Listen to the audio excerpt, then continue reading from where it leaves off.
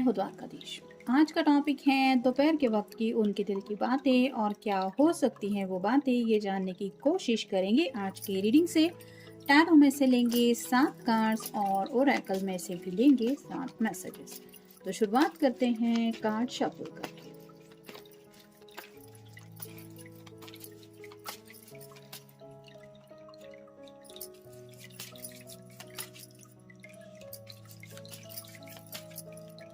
General reading है, तो आपके साथ जो कार्ड रेजोनेट हो रहे हैं, ऐसा आपको लग रहा है, वो डेफिनेटली आप ही के लिए रीडिंग है।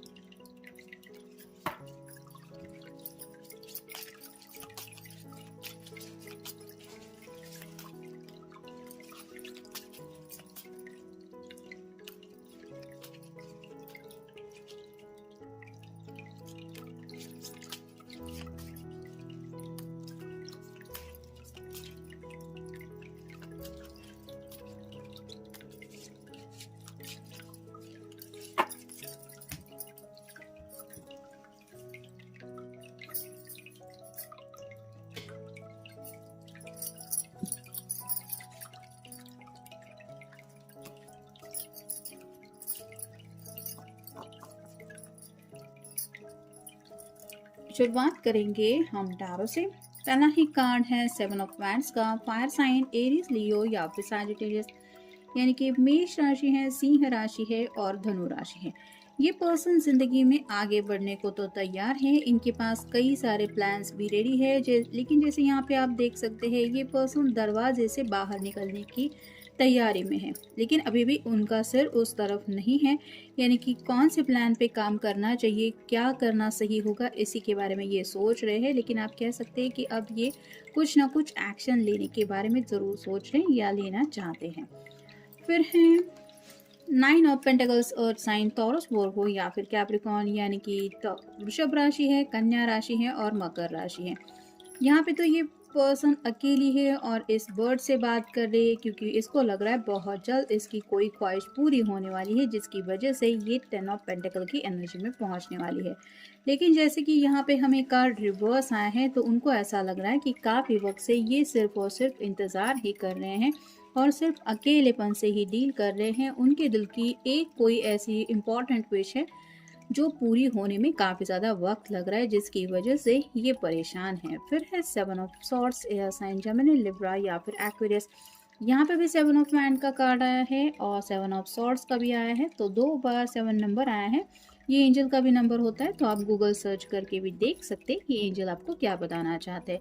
जैसे कि 7 ऑफ सॉर्ड रिप्रेजेंट करता है जेमिनी को, लिब्रा को और फिर एक्वेरियस को, यानी कि मिथुन राशि है, तुला राशि है और कुंभ राशि है। यहाँ पे भी आप देख सकते हैं ये गेट से बाहर निकलने की कोशिश कर रहा है, लेकिन अभी भी 2 सॉर्ड्स नीचे गिरी हुई है, जिनको कलेक्ट करने के बारे में ये सोच रहे हैं। तो हो सकता है इनके पास एक्शन प्लान तो रेडी है, लेकिन जैसे एक्शन लेने से पहले हम किसी को कुछ इन्फॉर्म करना चाहते हैं कि मैं ये करने वाला हूँ या ये करने वाली हूँ, वैसे ही हो सकता है आपको कुछ बताने के बारे में सोच रहे हैं, या फिर मे भी अपने घर वालों को कुछ बताने के बारे में इनके दिलो दिमाग में चल रहा है कि आप अगर मेरी बात नहीं सुन रहे तो मैं ये ज़िंदगी में कदम उठाने वाला हूँ या उठाने वाली हूँ।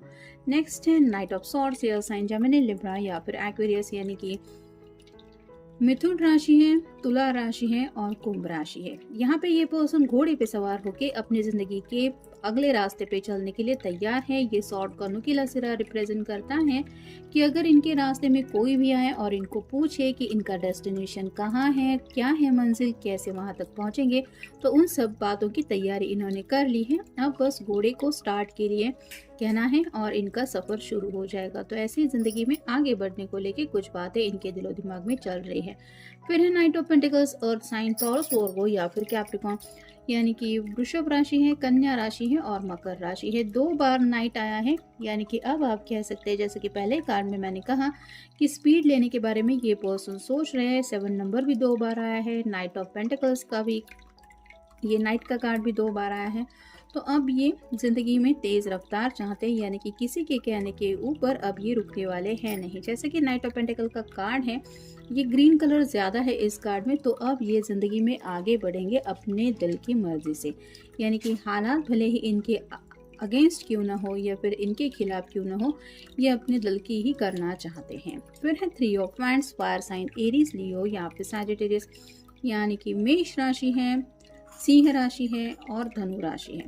यहाँ पे तो आप देख सकते हैं 2 वैंड्स पीछे की तरफ है और इस एक वैंड को ही साथ में लेके ये पर्सन इन जहाज की तरफ देख रहा है। वैसे ही वेट एंड वॉच की एनर्जी से अब ये पर्सन अपने आप को निकालना चाहते हैं। यहाँ पे भी जो ग्रीन कलर का शॉल इसने ओढ़ा है वो रिप्रेजेंट करता है कि अब ये अपने दिल की बातों को नज़रअंदाज नहीं करना चाहते।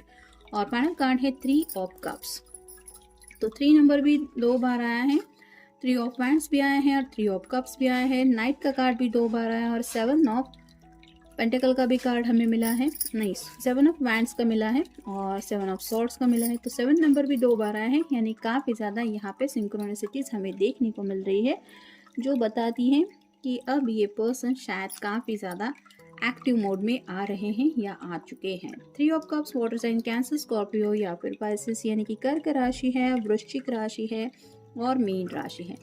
जैसे यहाँ पे 3 लोग हैं, हर कोई अपनी अपनी धुन में खोया हुआ है, ये तो एहसास ही हो रहा है। वैसे ही हो सकता है इनके जो दोस्त है फ्रेंड सर्कल में किसी ने अगर लव मैरिज की है तो उनको अपने साथ लेके ये अपनी बात मनवाने के बारे में सोच रहे हैं, ताकि उनको ये एहसास है कि प्यार को हासिल करने में कितनी ज़्यादा दिक्कत आती है। तो वैसे ही अगर कुछ दोस्तों ने प्यार को जीत के यानी कि शादी ब्याह करके लव मैरिज की है तो ये उनकी हेल्प लेके ज़िंदगी में आगे बढ़ रहे हैं या बढ़ने को लेके कुछ बातें डिस्कस कर रहे हैं, जो आप दोनों के रिश्ते से जुड़ी बातें हो सकती है।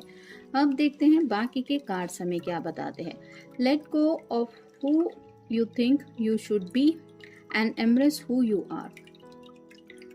तो ये जो रवैया होता है, यानी कि लोगों के नज़रिए से मुझे क्या करना चाहिए, ये मेरे लिए शायद सही नहीं है, वो सही नहीं है, ऐसा कुछ लोग खुद को दूसरों की बातों में काफ़ी ज़्यादा उलझाते रहते हैं। या फिर जैसे अगर प्यार किया है तो कई बार उस प्यार को एक्सेप्ट करके आगे बढ़ने की बजाय लोग क्या कहेंगे पता नहीं, कास्ट की बात आ रही है, रिलीजन मैटर है, या फिर घर वाले नहीं मानेंगे, अरेंज मैरिज ही करने वाले थे। तो ये सब बातें तो प्यार में पड़ने से पहले सोचने वाली होती है। लेकिन अगर यहाँ पे बात आ रही है कि लोग क्या सोच रहे थे अब तक ये वो सोच रहे थे, तो अब इस एनर्जी से ये बाहर निकल रहे हैं, यानी कि इनको पता है कि ये क्या है या फिर ये क्या चाहते हैं और उसी दिशा में ये आगे बढ़ना चाहते हैं, भले ही लोग या फिर इनके घर वाले इनको कुछ भी क्यों ना कहें। नेक्स्ट है the path isn't always a straight line, you come back to things that you thought you understood and see deeper truth. तो हमेशा जो रास्ता होता है ज़िंदगी का वो स्ट्रेट हमें मिलेगा, यानी कि सीधा सीधा रास्ता हमें मिलेगा जहाँ पे हम आसानी से मंजिल तक जाके पहुँचेंगे, ऐसा तो नहीं होता। आड़े टेढ़े रास्ते होते हैं, कई बार ऐसी ऐसी मंजिलों से भी गुज़र के जाना पड़ता है जो हमें रास्ते में कुछ ना कुछ बड़े सबक सिखा के जाती हैं। लेकिन हमें सोच समझ के कदम उठाना पड़ता है, क्योंकि हमें पता होता है कि हमारी मंजिल कौन सी दिशा में है। तो वैसे ही ये पर्सन बात को भी समझ रहे हैं, अपने दिल के जज्बात को भी समझ रहे हैं और हालात को भी समझ के लेते हुए ज़िंदगी में आगे बढ़ने के रास्ते को लेके सोच रहे हैं।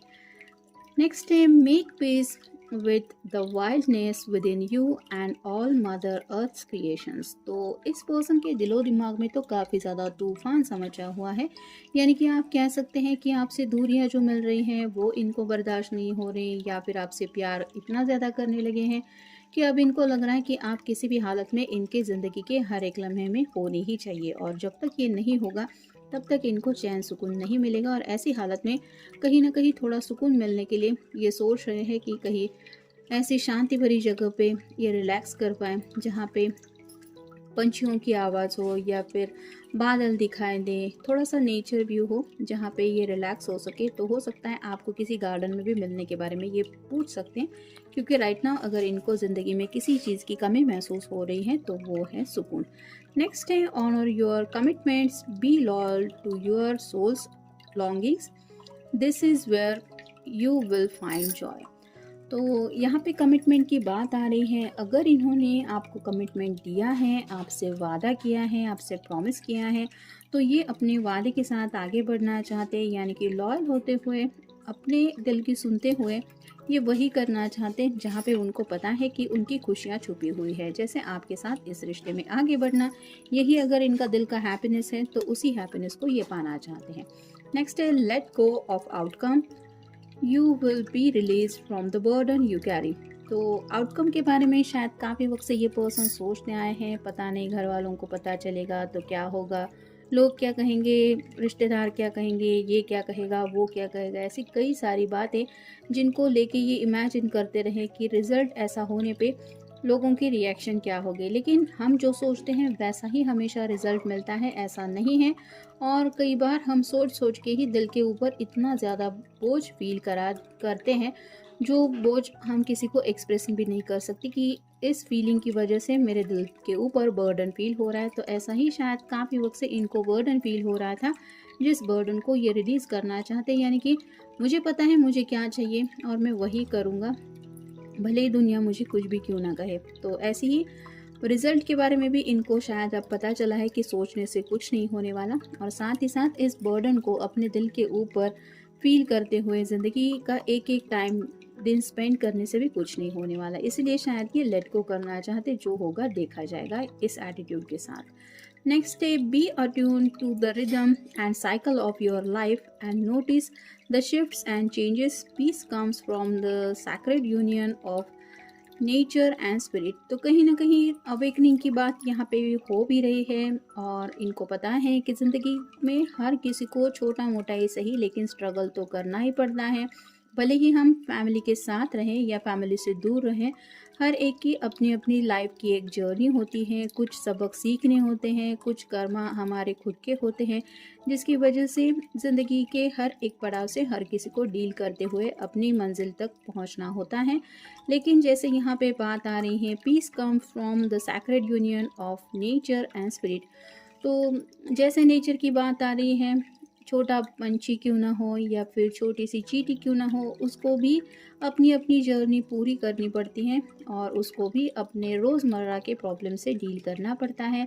लेकिन हर किसी को स्पिरिट गाइड्स तो गाइड करते ही रहते हैं, मतलब वो हमारे इर्द गिर्द होते हैं, हमें कुछ समझाते रहते हैं, कुछ हिंट्स देते रहते हैं, और उन्हीं के गाइडेंस में हमारी ज़िंदगी के कुछ हम इम्पॉर्टेंट डिसीजन भी ले लेते हैं। तो वैसे ही ये पर्सन भी सोच रहे हैं कि ज़िंदगी में शायद चेंज जो आने वाला है, जैसे शादी करके ज़िंदगी बदल जाती है, उस चेंज के लिए भी इनको शायद कुछ सैक्रिफाइस करने पड़ सकते हैं, जैसे घर को छोड़ना या फिर घर वालों से थोड़ा सा दूर या ये महसूस कर सकते हैं। तो ये अपनी ज़िंदगी की अगर वही जर्नी चाहते हैं, तो ये सब तो ज़िंदगी का एक पार्ट है जिससे इनको गुजरना ही पड़ेगा, तो खुद को समझा रहे हैं। नेक्स्ट है, it is only when we accept vulnerability that we are truly brave, rise above your fears।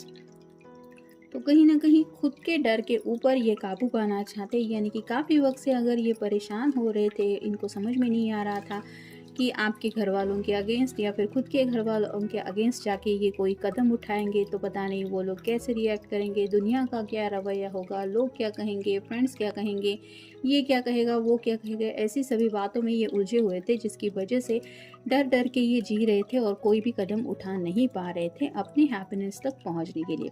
और इन्हीं सब बातों को सोच सोच के भी काफ़ी ज़्यादा ये पर्सन परेशान हो चुके हैं। उनको समझ में आ रहा है कि मुसीबत के वक्त में काम आते हैं, लेकिन सभी लोग काम आते हैं ऐसा नहीं होता। तो हम कह नहीं सकते कि मेरे बहुत सारे रिश्तेदार हैं तो मुझे डरने की कोई ज़रूरत नहीं है, या फिर इतना बड़ा फ्रेंड सर्कल है मतलब हर कोई मेरी हेल्प करेगा ही। ये सिचुएशन की और हालात की उस वक्त की बात होती है, कब कौन कैसे रिएक्ट करेगा ये हम बोल नहीं सकते। और इसीलिए अगर ऐसी अनप्रडिक्टेबल बातें हैं, मतलब हम बता भी नहीं सकते कि कैसा किसका बिहेवियर रहेगा, तो फिर उनके बारे में सोच के या फिर वो सब इमेजिन करके फ़ायदा ही क्या। तो ऐसी ही बातें जो इनको डरा रही थी या फिर इनके दिल में आ रही थी, उन बातों को सामना करके ये अपने मंजिल की तरफ बढ़ने के बारे में सोच रहे हैं। तो ये था आज का रीडिंग, जनरल रीडिंग है। मिलेंगे नेक्स्ट रीडिंग में।